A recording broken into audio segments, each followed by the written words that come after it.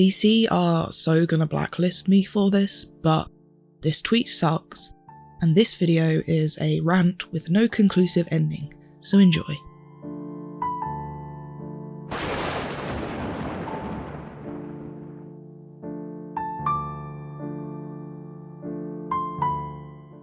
Hello, my name is Mage, and welcome to Black and White Thinking. For those of you who don't know, I am a fan of DC Comics. I do a lot of HARLEY content on this channel because she is my fave, but I pretty much love all of DC's IPs, and honestly, especially things that are Gotham-verse. Superman is great, Wonder Woman is untouchable, but give me someone wearing a bat or a gay anarchist in a mask and I am there. This is mostly conjecture and irrelevant, but I guess it kind of preempts that most of my points will probably be Gotham related, and also, you know, I love DC. I wasn't joking in the beginning about being blacklisted. Being able to write for DC Comics is that one weirdly untouchable goal that hovers over me. Dream big, kids. This video is a response, not an attempt to antagonise a company that I would never win a fight against and have spent more money than I care to admit on in my adult years. I own 7 Wonder Woman Funko Pops. But DC have messed up, and they have been messing up for years when it comes to their depictions of queer people, and the absolute piss they tend to take with their queer audience members. This is not a new thing. The tweet I showed at the beginning of this video was not the catalyst for these feelings I have, simply this video. DC Comics, I hate saying DC Comics, DC, it's just like Detective Comics. Anyway, DC have been performative, mouthy, but mostly empty in their support for LGBT and queer identified people for basically as long as they have existed. And I know that, and I want to talk about it. As a bisexual fan who spends a lot of time defending, paying for, and enjoying DC's IPs, whilst feeling mistreated by them in return. If I'm going to take it hook, line and sinker in the rear, then I may as well be honest about it.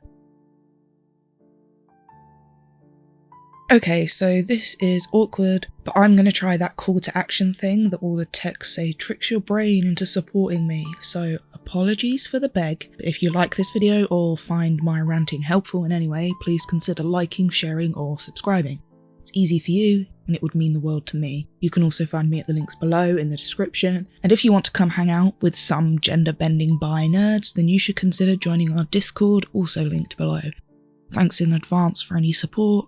Back to it.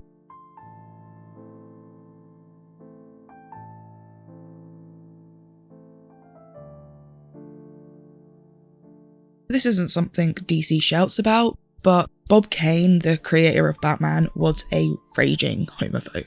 It doesn't really change my opinions on Batman in the long run. This is not hashtag cancel Bob Kane, he's long dead. But I do think it's important to know that whilst DC Comics may be one of the queerest comic companies on the planet in many ways, it is not always LGBT friendly. These are two very different things. Again, this is not to shame Bat Daddy, but to give context to the way that DC has and does operate. Also, because I want to read you part of Bob's homophobic rants because it's really funny to me. Batman is the epitome of virility and manliness. Just the opposite image of the F-slur. Wortham, Doctor Who said Batman was gay, read homosexuality into this thing because I had a man and a boy living in a big house together, in the same bedroom, with just a butler and no female around. The Doctor read homosexuality into it through his eyes, but for that matter, he also put down the Wonder Woman comic as a lesbian invention. Does anyone want to tell Bob Kane about Professor Marsden?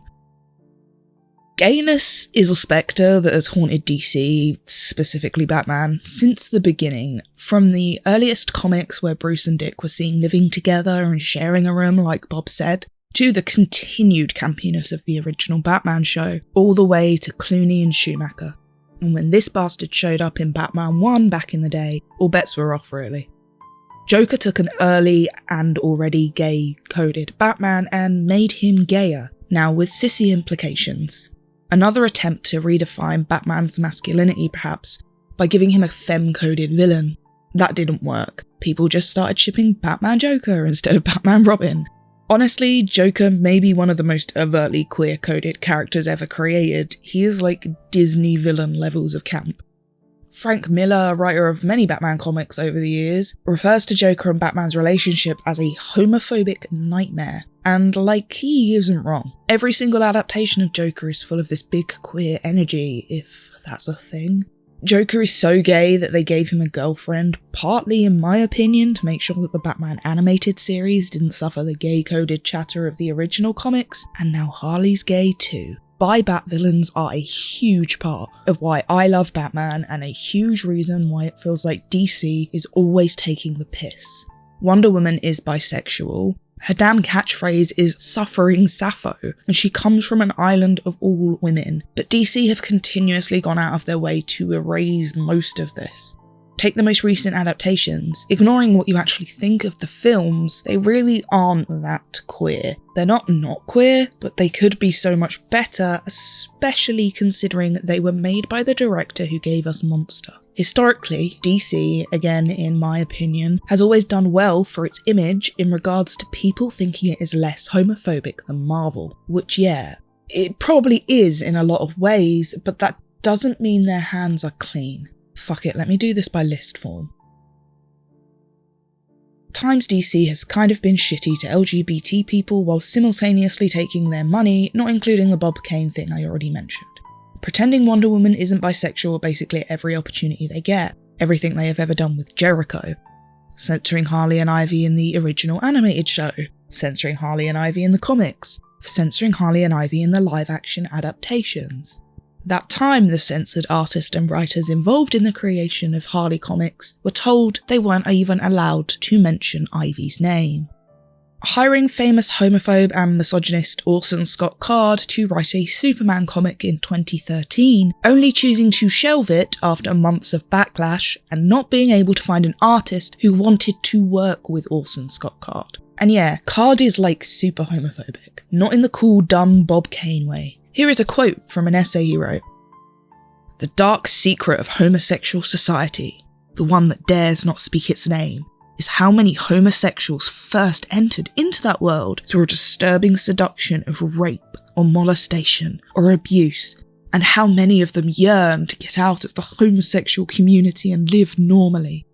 Whatever the fuck is happening in Lucifer, whatever the fuck happened in Arrow. That time they made the writers of Batwoman quit because they weren't allowed to finish their story of Kate's gay wedding. That time Kate herself quit the Batwoman show because of poor working conditions. Just the whole Batwoman show. Just the whole thing.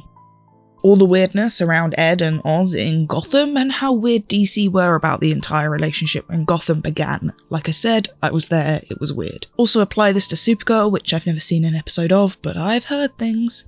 Everything that happened with Barbara and Gotham. The consistent censoring of Constantine.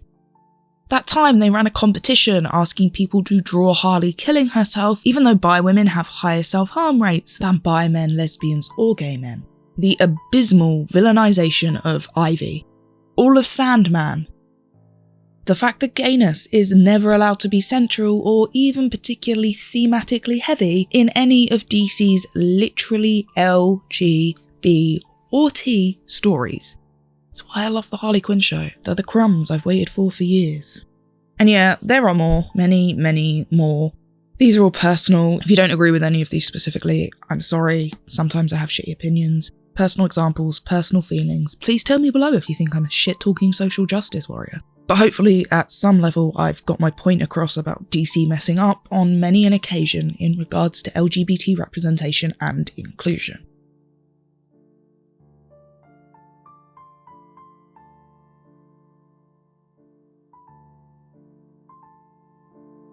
For anyone that has been sleeping through Pride, which, yeah, fair, DC Comics has been pumping on the milky teat of rainbow capitalism all month, presenting the idea that they are indeed friends of the gays, tweeting about Pride a lot, creating their Pride anthology and a bunch of other non-events online that nobody really cares for. I actually really love this Harley and Ivy cover, I'm not gonna lie, I am going to buy it. And then, the tweet that I showed you at the beginning. DC Comics, more than fucking ironically, tweeted on the 25th of June 2021 about queer coding.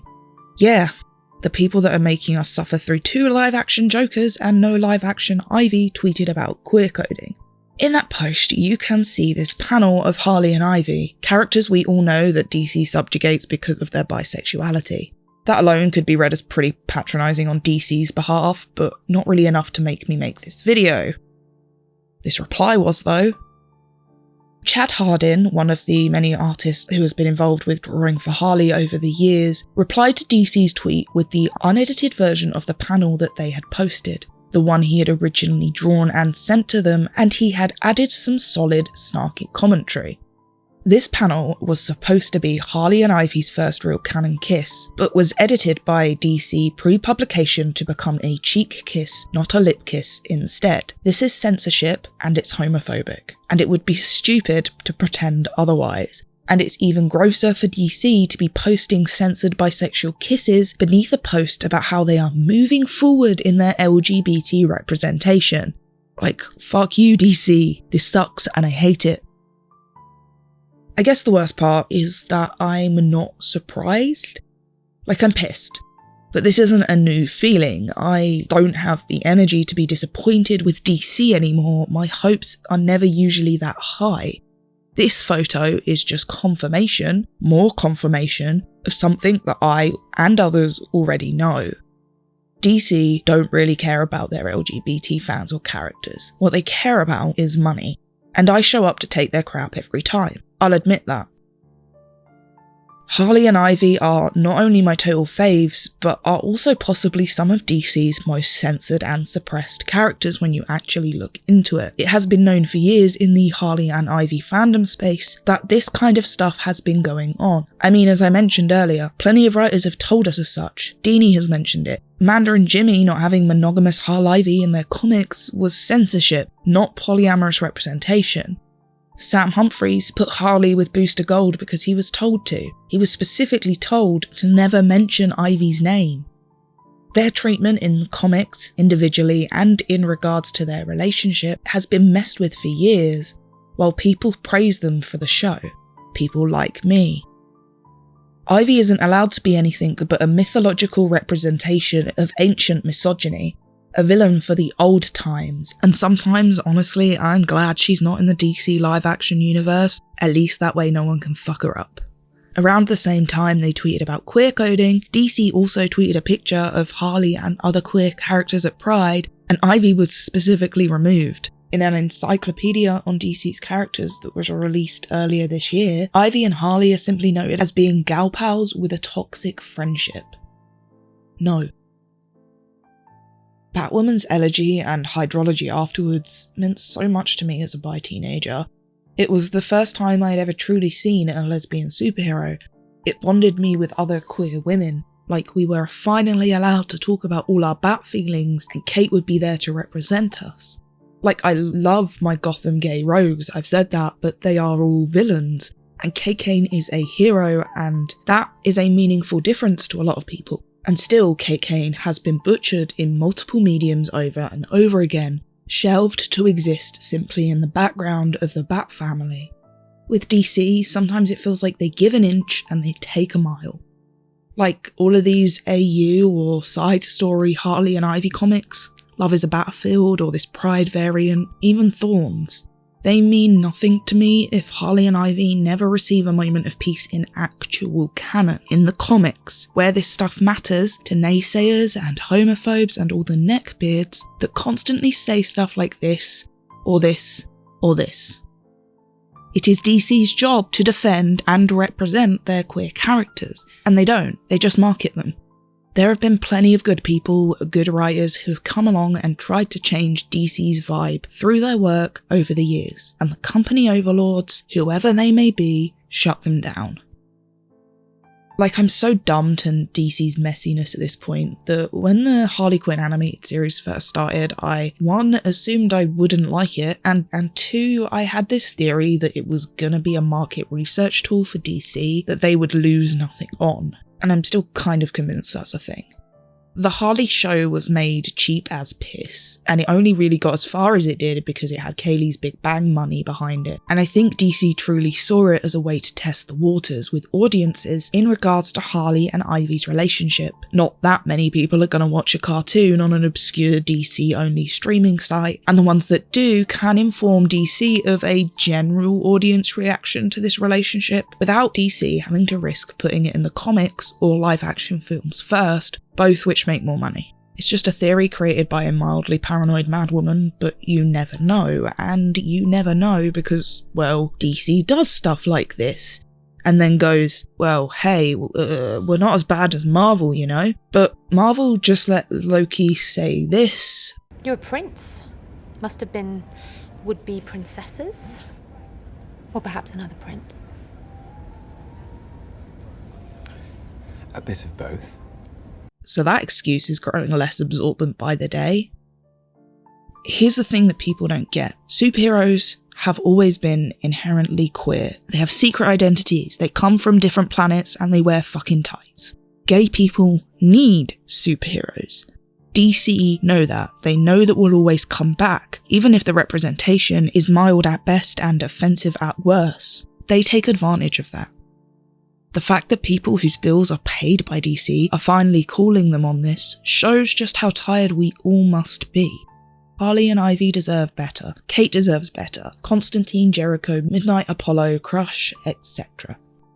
DC fans deserve better than censorship that the new guard seems to want to blame on queer coding and the old ways, whilst continuing to neglect their modern LGBT audience at every opportunity they have.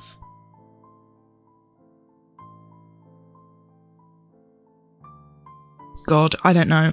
I need to go watch Birds of Prey or something to chill myself out. I'm just sad, like, I wish the things I loved would love me back, you know? Anyway, may Anana bless anyone who made it to the end of this fucked up video. I love you all, bye.